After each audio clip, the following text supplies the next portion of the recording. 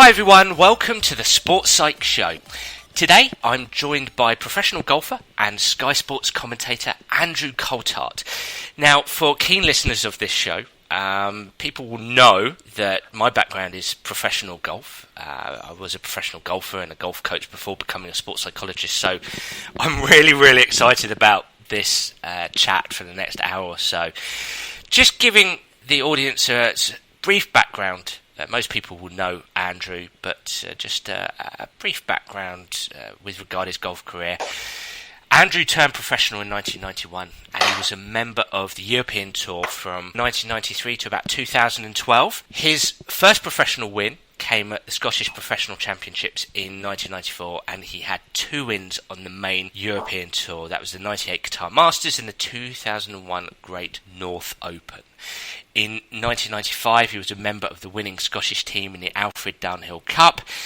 He also won the Australian PGA Championship in 94-97, and he won the PGA Tour of Australia's Order of Merit in 1998. Andrew's best finish on the European Tour Order of Merit was 7th place in 1996. And that's a hell of an achievement, I can assure everybody. And perhaps, I don't know, he'll fill us in if this is the most pertinent thing, but he was a member of the 1999 European Ryder Cup team, where he played his singles game against Tiger Woods, which no doubt we'll be talking about.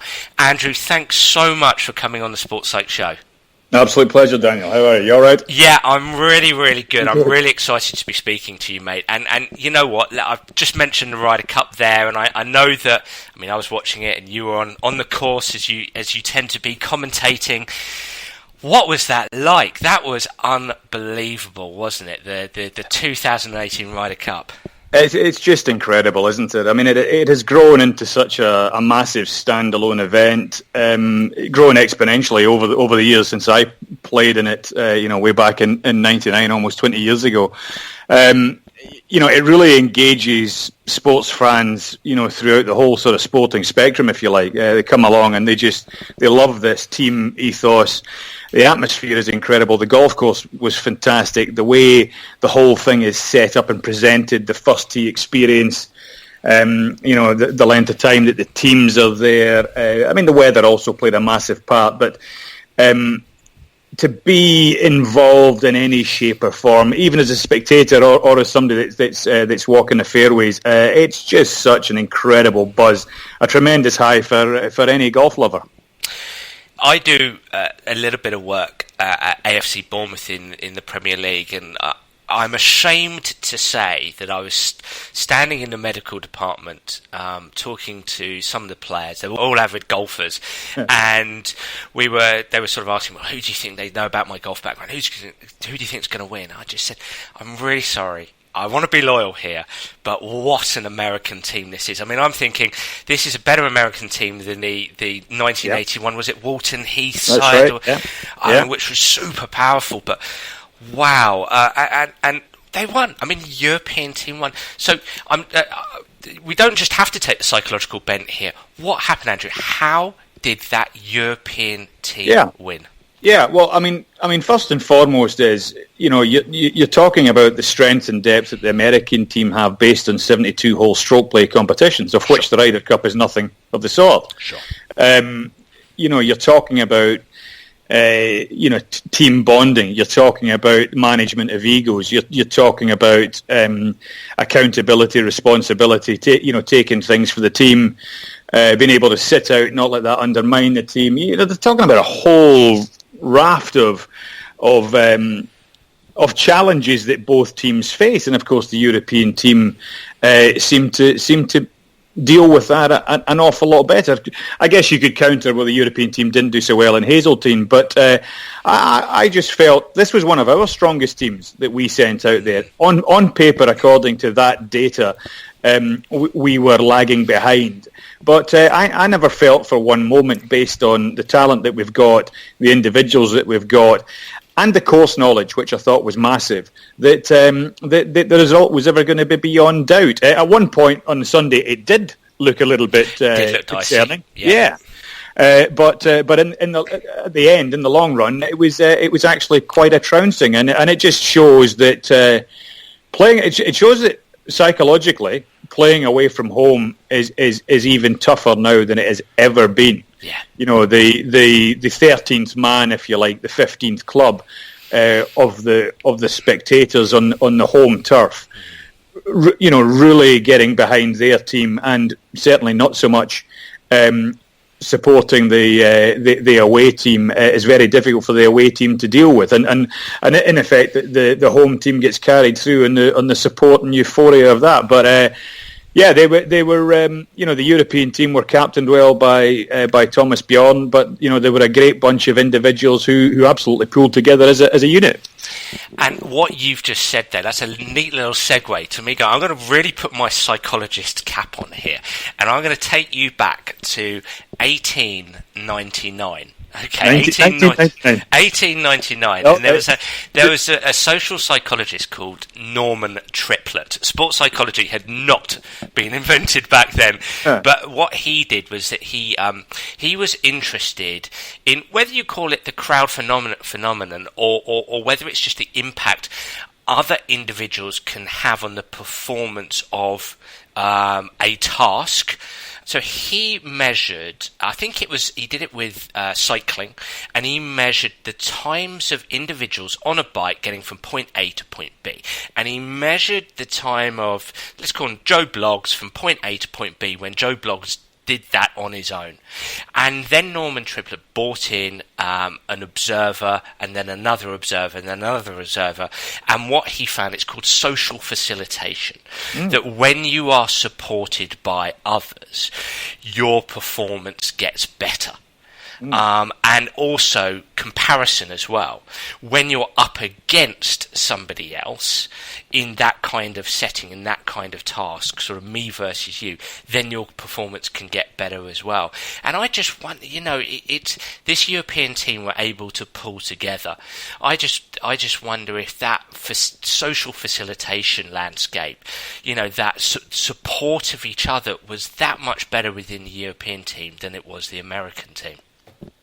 Yeah, that certainly seems to be the case. I think it was also the case in Hazeltine when the American team had that all behind them, and it's certainly been mooted behind the scenes that it just is getting tougher and tougher for an away team to handle, if you like, that type of facilitation. Yeah, absolutely. Did you think the course had much to do with it? Massive. Set it up? Massive. But disappointingly, you had 12 individuals over there that played practice, whatever it was, two practice rounds or whatever. Disappointingly, they couldn't figure out, they couldn't come up with the key to unlock the padlock that had been created by them, and that's a worrying trend. That tells me more about the failings of golf course setups elsewhere in the world, and the overall three-dimensional ability of these players to in effect go about their task professionally, instead of playing money games for large sums of money over 9 holes or 18 holes. They should have been figuring out how to get it around the golf course. Well, I think it was Justin Thomas was the only American player to come over and play the French Open, wasn't he? Well, Koepka had played it years ago. Watson had played it a few years ago. None of them had made the cut. Thomas came over this year and played 4 rounds. I think finished 8th. But yeah, there was only, so that's 4 to 6, and there was only 8 rounds of golf I think had been played. Pretty much sort of, prior to some of the guys eventually sort of coming over and having a bit of a game on the way to go to maybe Scotland or something after the Scottish Open. So this poses an interesting point here. Is that yes, we have Americans who are towards the top of the world rankings, or on the basis of world rankings, are supposedly better. And I understand the notion of match play versus stroke play, but if we are going to go for this home and away, you've played in the States. Do the Americans, the three of the 4 majors are in America, do the Americans have that much of an advantage on home soil, whether it's the Ryder Cup or whether it's the US Tour? So actually, the world rankings aren't as accurate perhaps as one could portray them to be. The Americans aren't that much better than the Europeans. Yeah, I think you're also talking about necessarily that social sort of facilitation as well over there on their tour. It's interesting. Of course, it's not a team, so there's not quite so much the wealth of support to each individual. But yes, I would certainly suggest that there potentially is a slight false ceiling in terms of their ability, because they're getting the chance to play most of these events on home turf, which would be a benefit to them. Yeah, that would make sense. When you went and played some US Tour events, which I assume you did, you might correct me otherwise, but and obviously you've had conversations galore with players who go out and play on the US Tour. It must. I've gone out and I've worked on the US Tour with an American player. You look around and it is different. There's different food, there's different conversations. I mean, my experience of it was a lot of conversations revolved around college sport. A lot of the bonding is around US sports, and it's very, very easy to, from a social perspective, to ignore those things and think, well, it's just a golf ball, a set of clubs, massively. Of course. But no, it's not. There's a real social discrimination between the European Tour and the American Tour.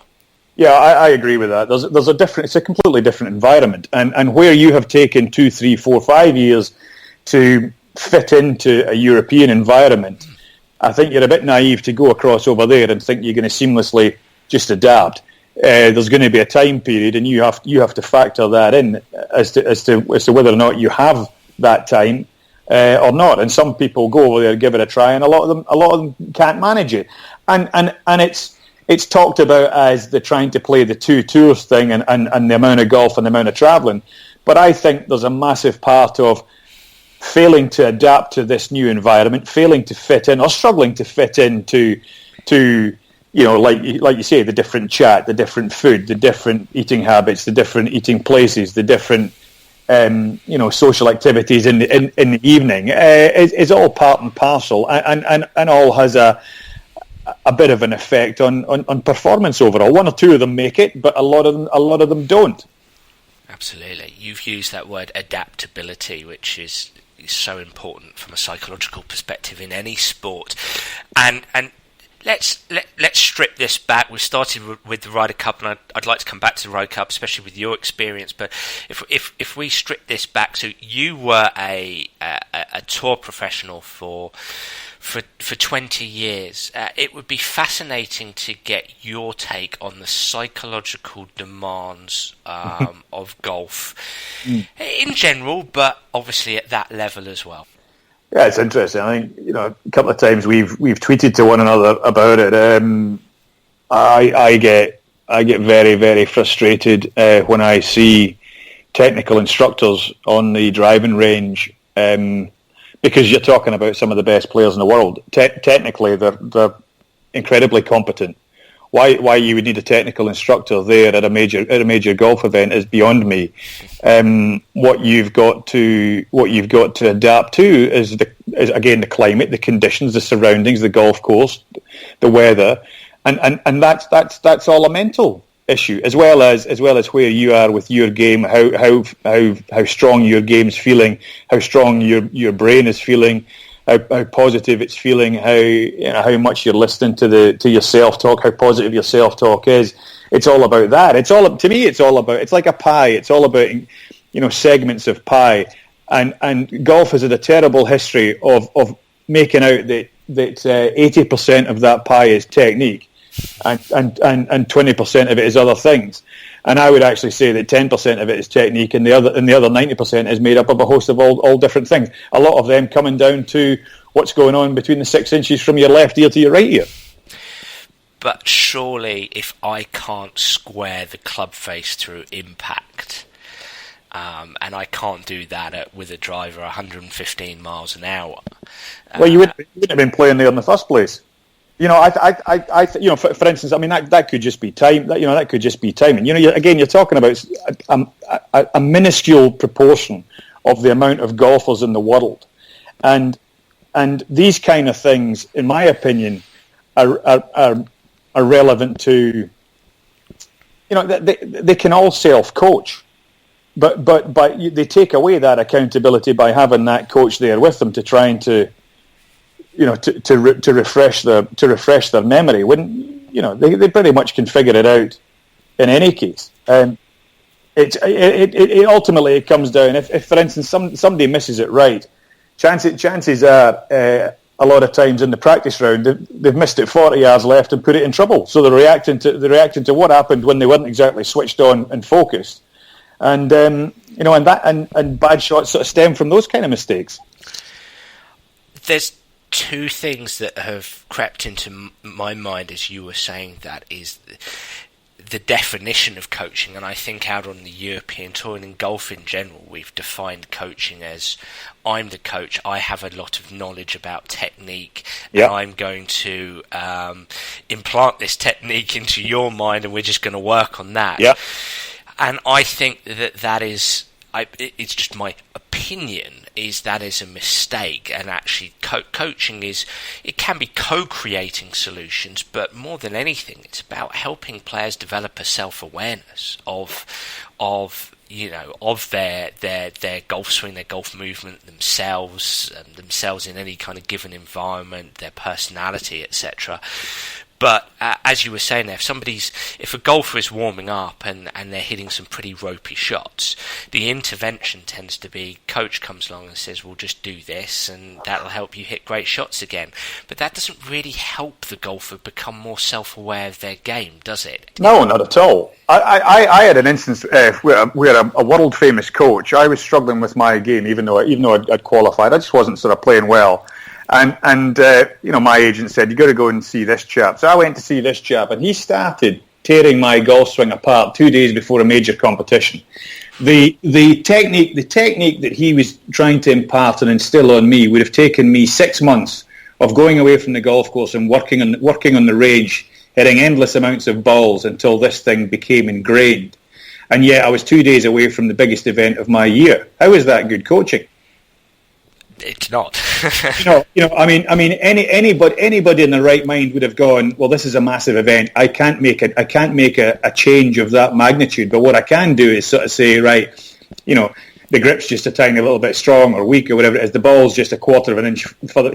Give you something that is playable, and until the end of the season when you have the time to go away and work on something of that magnitude. But to impart that type of instruction today is about as far from coaching as you could possibly be. And for me, I think, you've mentioned there just giving just a coach providing a very basic, simple technique, ball position or whatever it might be. But equally, it could be helping you, rather than giving you solutions, Andrew. It could have been, okay, well, let's just so explore some ideas here.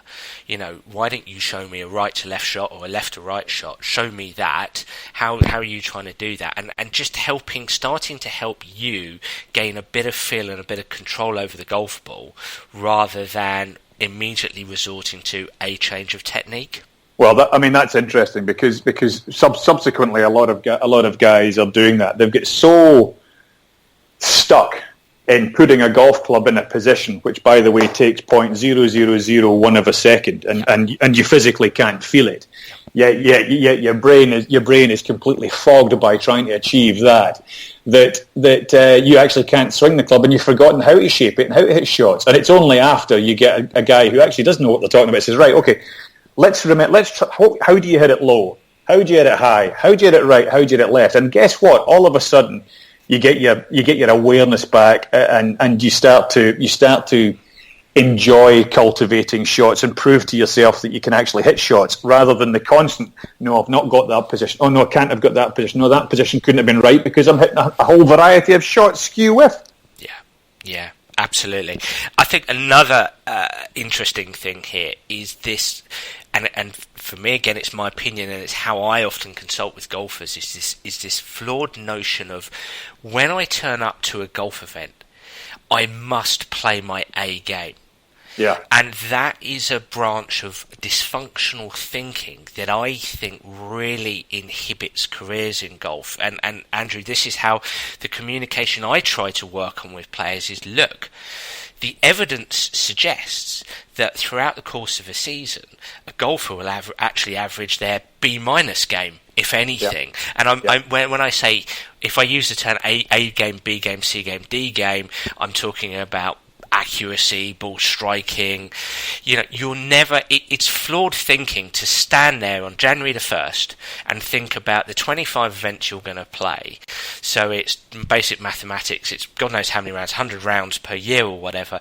You're not going to play your A game in every round, no matter who you are.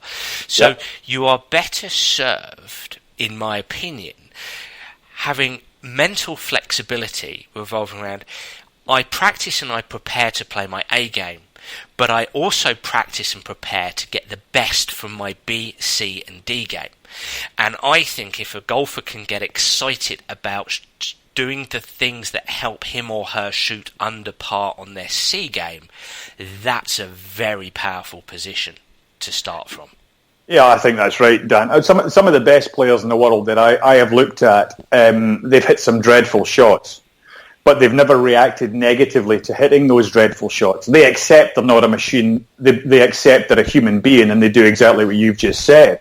I was brought up through a national coaching system where I was led to believe that perfection was attainable based on how much I practiced.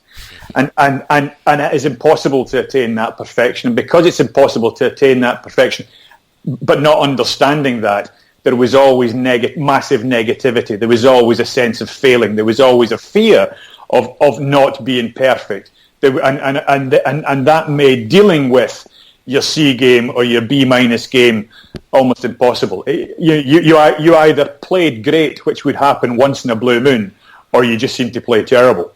And I would actually allow kids and encourage kids to understand it's all right to make mistakes. It's all right to hit bad shots. It's how you deal with them and how you continue to remain positive and how you continue to get the best out of your game that takes them to the next level. And indeed, that's what I see with the best performing players in the world. Some of them hit the most atrocious shots. If I'd hit some of the shots that these guys would have hit, I would think, oh my God, take 2 years out and try and because of the old way of coaching, work on my golf swing. And yet these guys, they hit it, they find it, and they hit it again. And it saves them mental energy, it saves them physical energy, and it keeps them upbeat and positive. But that wasn't the ethos in the day. The ethos in the day was you can be perfect, and you couldn't cope with it. I couldn't cope with it when it wasn't perfect. I remember playing the 1998 British Open final qualifying at Hillside. What a golf course that is! And I played with somebody who had got into the world's top 50, but had sort of fallen back down a bit. So he was qualifying, and Andrew, he hit some of the most sideways shots I think I've ever seen in my life. But he qualified. And he beat me by about 25 shots. So, but it was just as you say. But there was never ever an explanation about that. Again, when you were going through the system was all right. Right, let's go into the range and let's hit 10,000 balls. Let's hit balls till your hands bleed. I've never understood that philosophy, because if your hands are bleeding, then you're going to lose feel. You're not going to be able to play because, in effect, your tools of your trade are injured, and you're going to be physically and mentally fatigued. Plus the fact you're always just hitting from a good lie all the time, and you're hitting balls in the same conditions without bunkers down there, without out of bounds, without water hazards, without all the things that might encroach into the back of your mind at the top of your backswing. What I hear you say is, these elite competitors are great at accepting their D shots, their C shots. They're great at accepting failure, and that, in essence, frees them up. What else is it from a psychological perspective that they have? And I suppose to warm you up here, I was talking with a client who plays on the European Tour, who played with Henrik Stenson this season, and I said, look, tell me about when you were observing Henrik, what did you experience from your point of view? And he said, Henrik never hit a shot until he was 100% ready to hit that shot. So, well, I wish they'd speed up that process, though. Fair enough. Yeah, I mean that is. I understand that, and that is certainly a thing that is creeping into the game. But my God, it's slowing it down. Yeah. You've done football and a whole bunch of other sport. Golf to me should be much more reactionary than actually trying to plan things like this, because it just doesn't happen. The ball can be through the air and the wind can change direction or gust in any case. So I don't know why, but the longer you seem to take, in my opinion, then the more chance you're letting of that little negative voice, start to become louder in the back of your mind. Most of these guys are naturally talented. Most of them have figured out what club and what the yardage is within about 5 yards of getting to the ball. They know what to do. It kind of sort of pains me that this is sort of creeping in, that whatever you do, don't hit till you're ready, and you're getting guys that take 3 or 4 minutes to hit a golf shot. So when you reflect back on your career, would you say that from a strategical perspective, your first decision was the correct decision, your gut decision is the correct decision? Yeah, same when you look at a putt. You look at a putt the first time you look at it. That chances are that's the best line, rather than second guessing and taking longer over it. That doesn't mean you're being more professional. In a lot of instances, it might be born out of guilt that you don't want people to think that you're rushing. But if you have a naturally quick pace of play, and you slow it down because you want people to think that you've not hit a shot until you're absolutely 100% ready, then you're only doing yourself harm. So in essence, it could be redefining what ready is. Yes, everybody's ready is different, but it's by the time you can play golf professionally, ready shouldn't take 3 or 4 minutes every single shot. What else have they got, Andrew? What else do you see? They've got presence. Yep. They've got physical presence. They've got do you think that can be taught? Body language. Do you think that can be learned? Yeah, of course it can be. Yeah. Body language. I guess maybe it comes down to the pace that they do things, and that means from wandering from the putting green or the driving range onto the first tee. They're never agitated. They're never rushed. They're never they're never out of control. From the minute they've arrived at the golf course, everything is done, to their sort of chronological time span. But yeah, no, they have a physical presence, they have a mental presence, they have a bit of an aura about them, and definitely that stuff can be learned. I'm trying to think what else that they have. It all comes down to the aura. They just have this clear sort of self-confidence that just oozes through them. They're accepting. They're ready to go. They have a physical presence. Yeah. Obviously, in golf, cliches like taking each shot as it comes, are you staying in the present moment, that kind of sort of Dr. Bob Rotella stuff? Would you be somebody who buys into that kind of stuff, a routine on every shot, or not so much? Yeah, no, I'll definitely have a routine in every shot, because then you can that helps you that helps you switch off from what is actually happening, and it's easier to slip into the zone of your little routine and your pre-shot routine to go ahead and execute the shot to the best of your ability, rather than being distracted by other things that somebody with a weak pre-shot routine would probably have. That would again impact on the shot. Staying in the present is an interesting one, because again I see more and more guys nowadays talking about they're looking at the leaderboard. How can you stay in the present if you're concentrating on what's happening on the leaderboard? To me that's a distraction. Absolutely. You should be trying to birdie every single hole that's out there, or you should be trying to get the best out of where your last shot has gone on every single hole. So why you would be influenced by what somebody else has done, I can't see as being a positive. Coming back to that physical presence, that aura. I mean, I'm absolutely.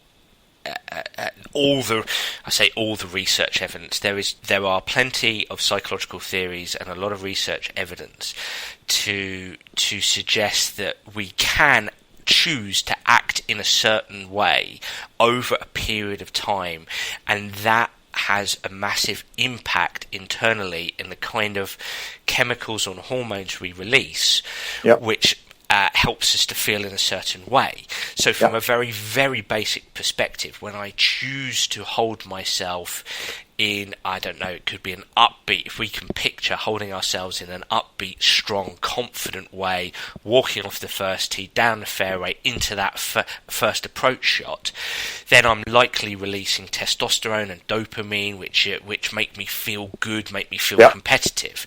If I'm looking around me and I'm thinking about everybody else, and this is where it interacts with the golf swing. If I'm nervous about my swing, and if I believe I'm on my C game and the C game is horrendous and it's all horrendous and my golf swing isn't good enough, then I'm releasing cortisol, which is my stress hormone, and I'm dead. I'm surely dead. I cannot knock the flag out. I cannot make birdies. I cannot go low. Yeah, I mean, again, it comes down to this kind of coaching thing. It's all right to feel nervous, but nobody instilled that in me. You know, everybody thought that all the top players don't suffer really from the nerves because they don't show it.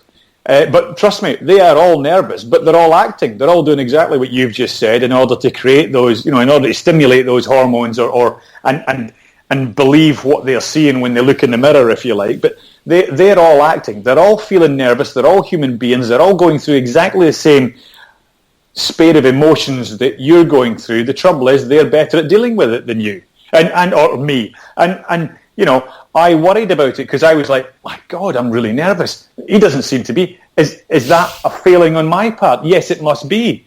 No, it's not. It's normal. You've got to embrace them. Nobody told me about embracing nerves or pressure. I felt it was a human failing. That's really interesting because that suggests to me, I'm going to use the word here, vulnerability, that it's okay to feel vulnerable, but you've got to be able to deal with it. Yeah, I think the nature of the game is you never really know what you're going to get, but to feel it and pressure. You hear some of the guys now talk. Pressure is a great thing. I would love to be schooled, go back to 13 years old, be told pressure is a great thing. To feel those nerves is absolutely fantastic. You've got to welcome them. You've got to embrace them. I was looking at it, like you said, from a sort of vulnerability aspect of it, where doubt started to massively creep in. I'm shaking, bending down, shaking, trying to get the ball on the tee in some instances. Oh my God, look at me! This maybe I can't do it. Why am I nervous about hitting this type of shot into this type of pin position? You know, I mean, at the end of the day, it's only a game of golf. You know, ultimately, that at the end of the day, that was where I really struggled to rationalise things, get myself so wound up over just hitting a golf shot. But yeah, if you don't understand that those are perfectly natural, again, reactions to certain situations, then you're gonna ask questions. And if you don't know that it's okay to be like that, or you don't know that it's good to actually be in that situation, then you're going to probably think the worst of yourself. When I was lead psychologist for England Golf for 3 years, one thing that really hit me was how much the quality of practice, just my opinion, but the quality of practice mediates whether you make it or not, or how successful you are in your golf game. I always knew it. I'd read Dr. Bob Rotella and I'd read other sports psych books and magazine articles about the importance. It's not just quality. It's not just quantity. It's quality. But I felt a lot of the young players coming out of England Golf needed to improve their ability to practice effectively. Whether that's practice with probably practice less, but practice with greater focus on each shot, whether it was practicing with a routine there with some consequence maybe, which is that sort of Dave Alred thing which is coming out now with Francesco and formerly Luke Donald. So what's your thoughts around practice? Would you agree with that notion, or do you see it slightly differently? Yeah, no, I agree with that notion, but practice could be going to the gym. Practice could be going to the gym. Practice could be reading psychology books. Practice could be chipping. When I see these team setups, they take the 12 guys down to the range and they all go on the range hitting balls. But they're all individuals. So why are they like sheep? Why are they following a pattern that's laid down by the central coach? Because that's the only position he can be bothered taking to them at that time. Each individual should be monitored individually. And they should have their, in effect, process goals laid out before them. And if somebody's a flusher, Why are you wasting 3 hours with him on the range?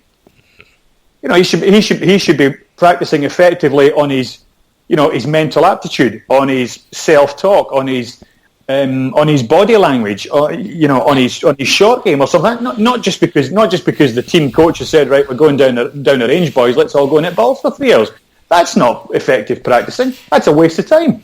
Not in an individual sport, it's not, is it? No, exactly. This is recognising that each individual is different. But this was one of my problems with the coaches. They never took the time to understand each individual, to understand whether they see things visually, whether they listen to instruction, or what type of learner they are, or actually even dived into their golf game for that matter and found out where they were strong, where they were weak, and where they needed to focus their attention. It wasn't player-led; it was more coach-driven. Oh, of course. It'd be difficult to be player-led if you're a young lad or girl coming through. It's tough for you to stand up and say, we need to do this. But the quality of coaching has, by this stage, surely in the 21st century, has got to recognise that. Got to recognise it's a bunch of individuals. You got to bore down into what each individual is good and bad at, and try and get them to raise the bar, raise the levels. And interestingly enough, having said that, it's not always a case of practising what you're bad at. Sometimes there's a lot to be said for strengthening the strong and forgetting about the weak, and just believing you're actually even better at what you're good at doing than in the first place. Because if you keep reinforcing the fact that you're practicing something you're bad at, all you're doing is saying that you're bad at something.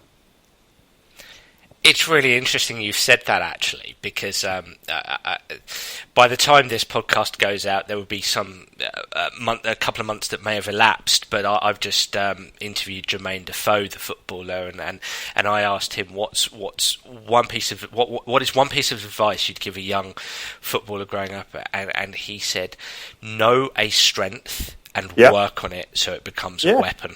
Yeah, interesting. Yeah, amazing.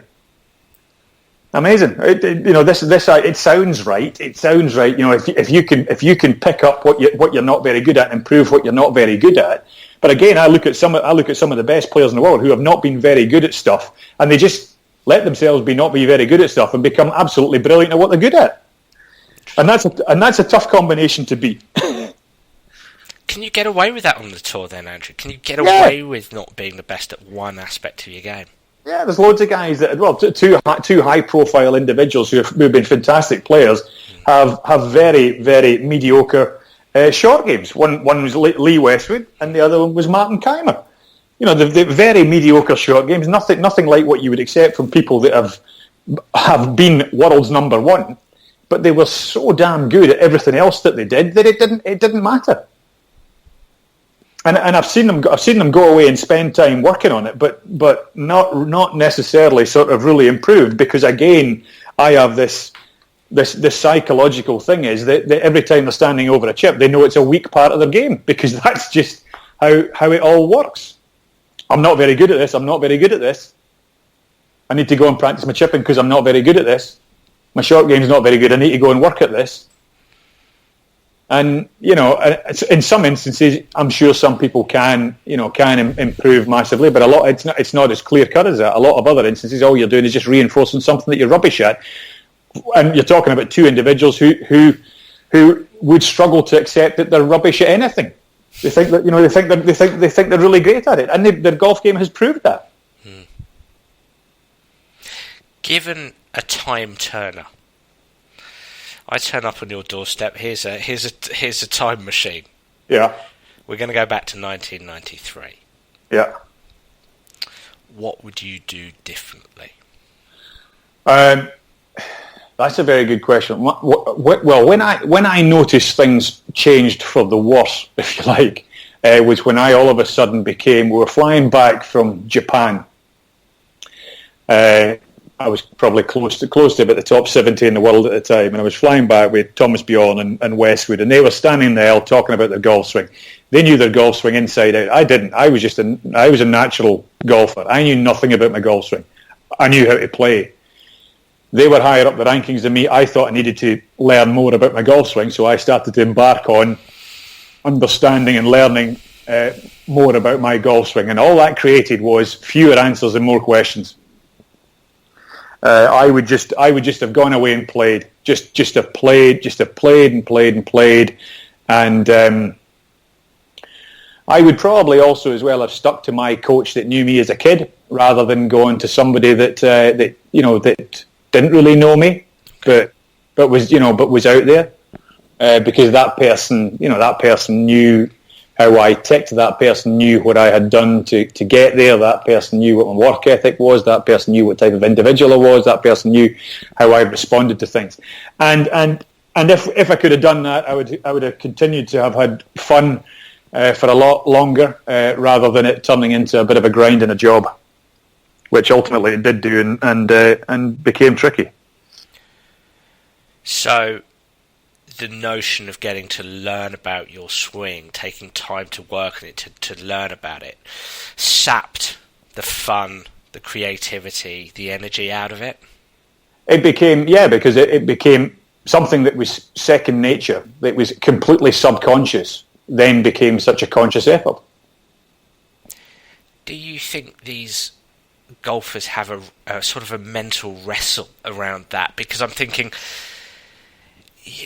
I mean, Jordan Spieth will probably never, I would never say never, but will he ever leave Cameron McCormack? Possibly not. Obviously, Rory has seen the same coach since he was, knee high. And from what you're saying, and I completely agree with you, it seems to be the most pragmatic way forward. At the same time, there must be that element in your mind of, well, what if I do go and see somebody else? Yeah. They have this, they say something, and suddenly I've won another 2 majors. That's enormously tempting, isn't it?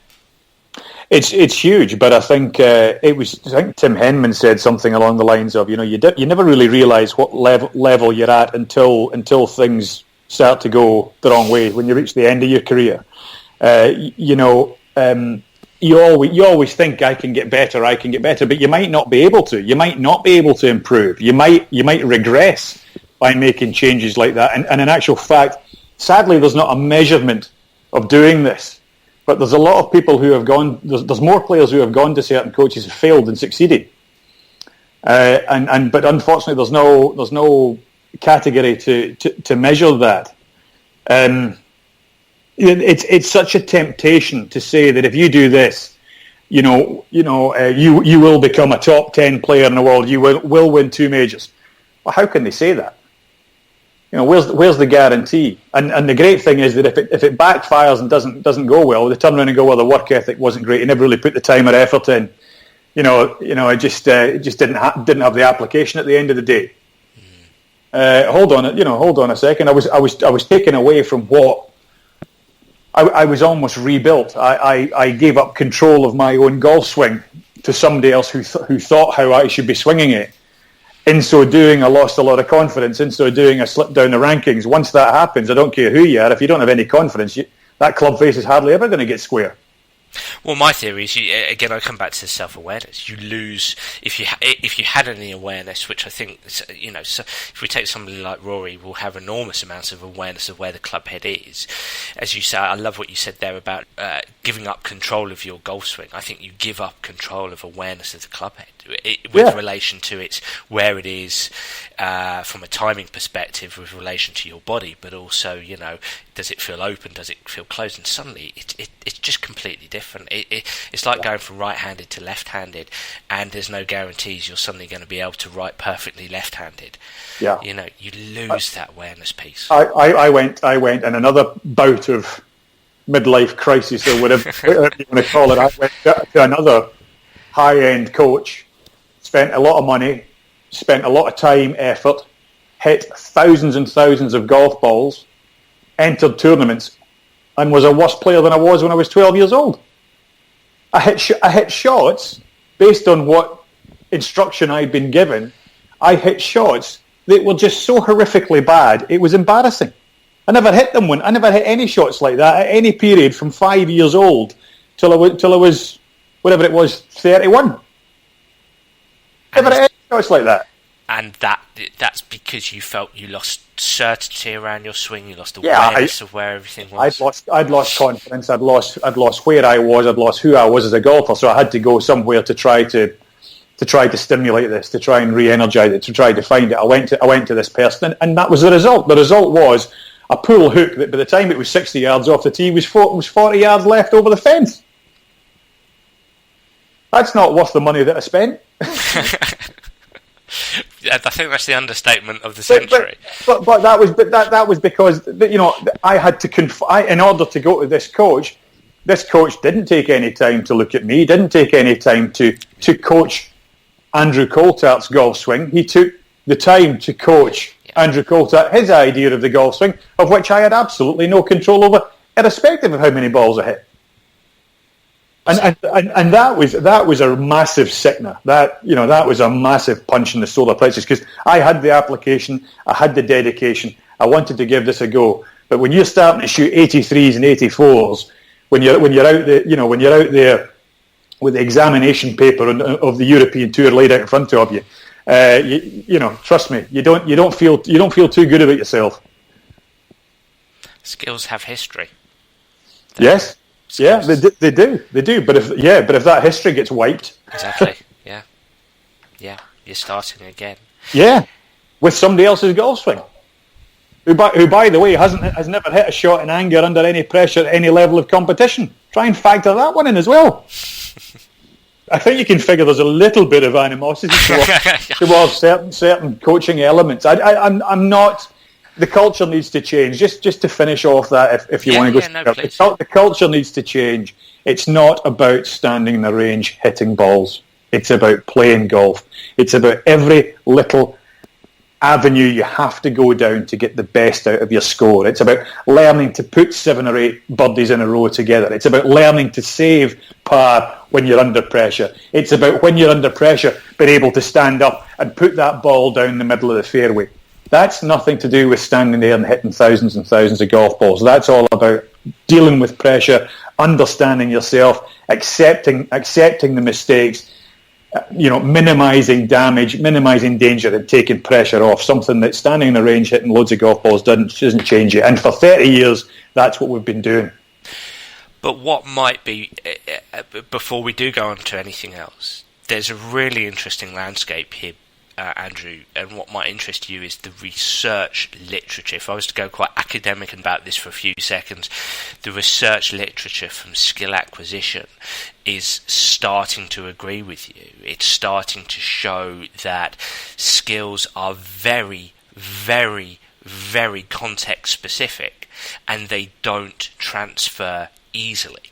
So by that I mean, when you commit to hitting 500, 1,000, even 200 balls on the range, what we're starting to see is the research literature is starting to actually agree that you are then just becoming very good on the range. Of course. There is no guarantee the perceptual system works in a manner that is very context specific. So it doesn't necessarily translate to standing in the middle of the fairway when you've got 170 pin cut to the right, because the way your brain, your nervous system work is suddenly it's completely different. So there's a very interesting landscape, as I say. The academic side of this is starting to show evidence that relates to what you're saying. Here's another one. Again, I just want to finish on this one. Golf, and you'll know as well, because we've all been in that situation. You know when you've had a bad day and things are not going well, you've been out there for 5 hours, you've spilled your absolute guts on the golf course, you've not played well. Guess what you do? You go to the range and you spend 3 hours trying to find a golf swing. What other sport in the 21st century do you give it your all, so you're mentally and physically fatigued by the time you come off your court, pitch, whatever. Yep. Do you then try to learn something in that state?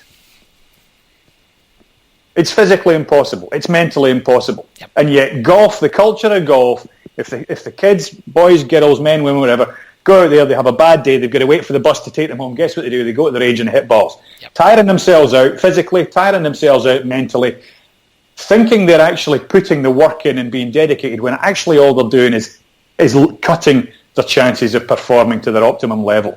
Nobody says to them, no, you go back, you go and relax now. You can go and debrief, you can go and wherever, you can go and have a swim, You can go and have a sauna, but you go and relax, listen to music, go and watch a movie. Just go and chill out. Because, again, from my experience, having gone to that range and tried to find something and waited for as long as 3 hours to find that thing that clicked, if it did, was never there when I woke up and rolled out of bed the next day in any case.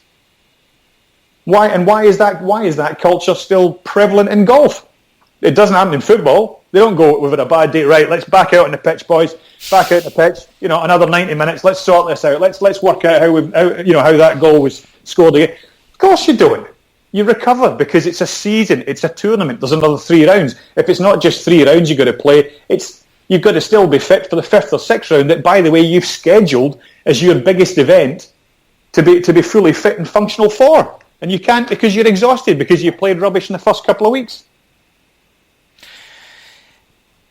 Because golf physically allows you to do it, and football, rugby don't, but it doesn't make it right.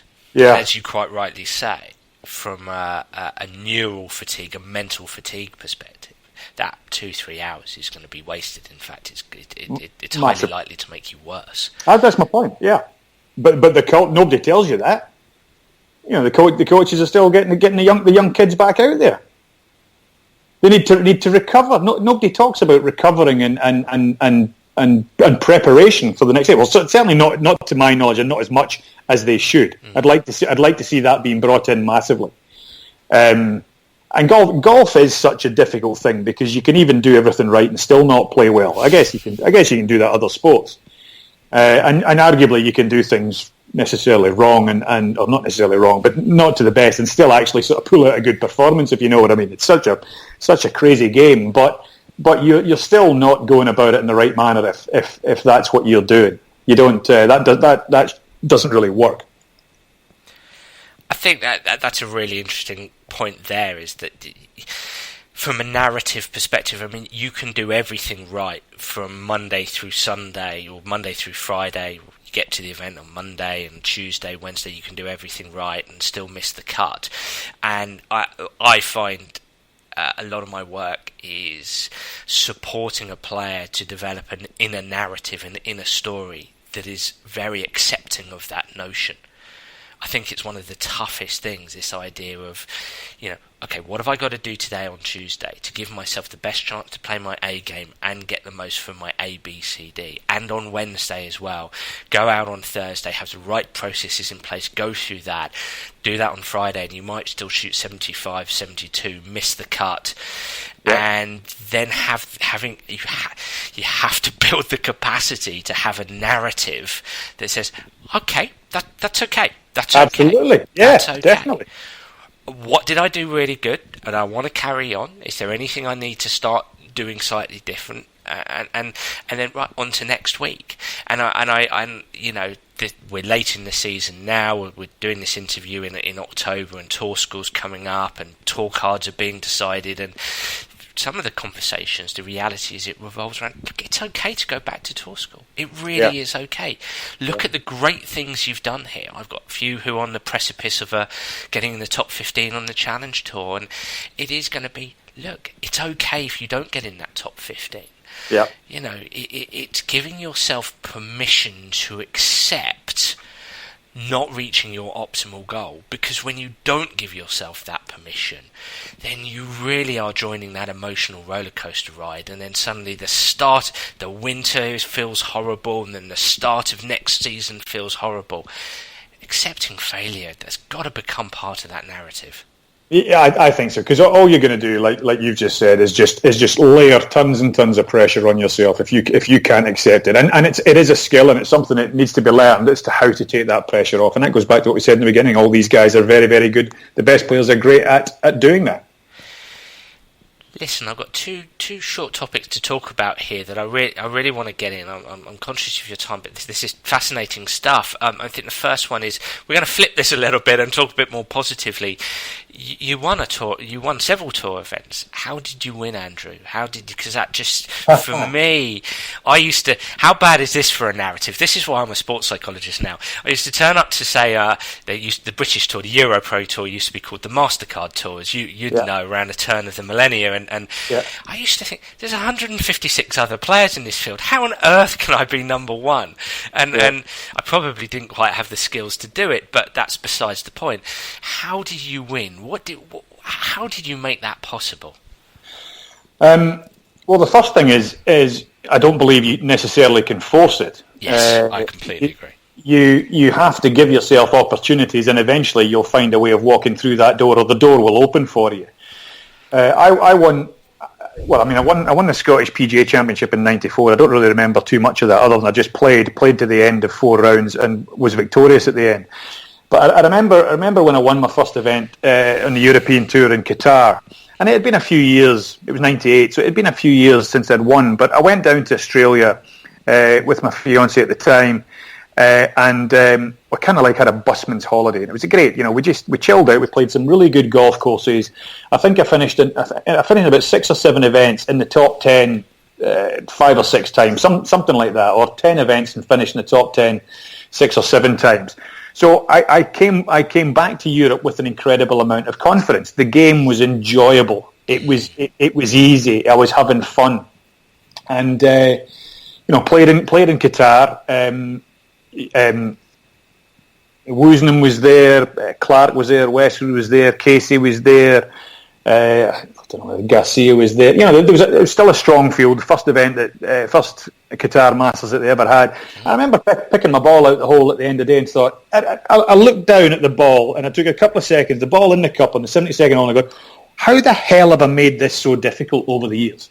It was actually a lot easier than I thought, but I had always got in my own way, and I actually, sadly, subsequently still managed to do. But at that point, I picked the ball at the hole and thought, do you know what? That was actually a hell of a lot easier than I thought it was going to be. And then I sort of fast forward that through to I won in Slaley Hall, and I led from start to finish. And I actually remember my wife and I. She was getting fed up with me at the time because I was negative. I wasn't swinging well. I wasn't playing well. I wasn't hitting the ball well, and I was panicking. I could hardly. Struggling to breathe properly, struggling to hit the shots. I'd lost trace of the club face, but by this time I had embarked on a understanding knowledge of my golf swing. And if it wasn't for an incredibly hot putter, I certainly wouldn't have won. But I did. And on one hand, I did what they try and tell you should do, is win ugly, win when you're not playing well. And I thought that was going to be a good thing. But by that time, like I said, there was an awful lot of questions going through my head, and I was becoming much more vulnerable rather than sort of, well, bulletproof's a horrible word to use, but rather than resilient, I was becoming much more vulnerable. Interesting. And look, final subject. It would be remiss of me not to talk about the '99 Ryder Cup. Yeah. What was it like to go head to head there against Tiger, especially in that golf? Boy, I remember that one. That must have been unbelievable being there. Well, yeah, it was. It was unbelievable. First of all, being part of a team. 1/12 of a bunch of people that from week to week you're actually trying to well, in golfing terms, killing the golf course. You care nothing for them. You're not bothered about them.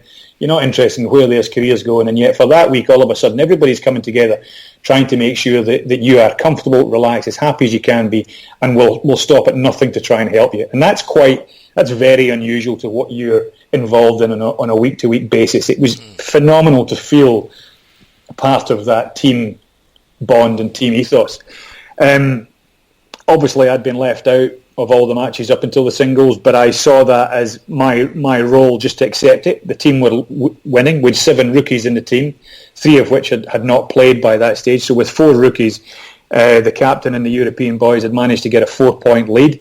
That was unheard of in America at the time. So it would have been difficult from my point of view to come into a winning partnership or a winning setup. There would have been an awful lot of pressure and expectation on me, and that would have been difficult. By the time Sunday came round, I was so desperate to get out there that I was nowhere near as nervous as I thought I was. Of course, I was still nervous, but I was desperate to go and play. Right. I was my own ball, so I didn't have to worry about a partner. Yes, the problem was Tiger Woods, but of course, I think Tiger was in the middle of an 8-tournament win streak at the time. So really, I was in a no-lose situation. Everybody expected me to get beat. It was 18 holes. I know that over 18 holes, anything's possible. 4 rounds, Tiger was proving basically impossible to beat. But over 18 holes, who knows what could have happened? And I loved every minute of it, right up until the 9th, when all of a sudden we couldn't find my ball, being misdirected to the wrong area of the golf course. And the result was 3-2 at the end of the day. But even though we lost, from an almost insurmountable position, it was just such the most incredible experience, of which I still sort of try and reminisce almost on a daily basis, even to this day.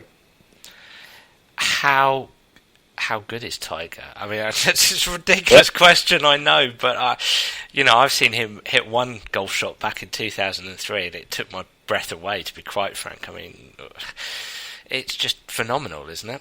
Well, I played with him in the last round at Carnoustie that year in the Open, and I was hoping to try and sneak under the radar, and then the draw came through. Andrew Coltart playing with Tiger Woods, and this goes back to the psychological thing. I was quite happy just going about my business with nobody about, and all of a sudden there was 40 or 50 people inside the ropes, cameras all over the place, and I'm playing with possibly the best ball striker that's ever lived. To say physically and mentally, I didn't have my aura or self-belief or A game out there is a bit of an understatement. And after about 2 holes, having heard him hit the most beautiful sounding 4-iron or whatever it is into the second hole, I just thought, I'm in the absolute box seat to just go and watch this. So why don't you an effort to try and take pressure off. I said, why don't you just try and watch this and enjoy it? Something that I would never have done with anybody else. I would just have ignored them and tried to get on with my own job. But in this instance, I thought this was just too good an opportunity to miss. He didn't win it. I finished, I think, 18th, despite the fact I shot 78 in the last round. It was disappointing from that point of view, but it certainly made pegging it up in that singles Sunday with him in the Ryder Cup an awful lot easier. So that's interesting, actually, embracing playing with him. I tried to, yeah. Still nervous, but yeah, just tried to just enjoy the day as much as I possibly could. Best of all time for you? Best of all time for me? That's a very good question. What, playing with Tiger Woods? Yeah. No, the best of all time for me really was, very proud to be a member of that Ryder Cup side 99. The best time for me was standing in the steps of the R&A clubhouse, having won the Dunhill Cup, representing Scotland as part of a 3-man team with Sam and Monty. I'd been going to St Andrews with my father from about 10 years old, playing golf around all the great golf courses up there. And in what was it, 15 years time, all of a sudden I was lifting a trophy aloft, on the steps of that hallowed ground. That was pretty special to any golf lover, and certainly was to me. Incredible.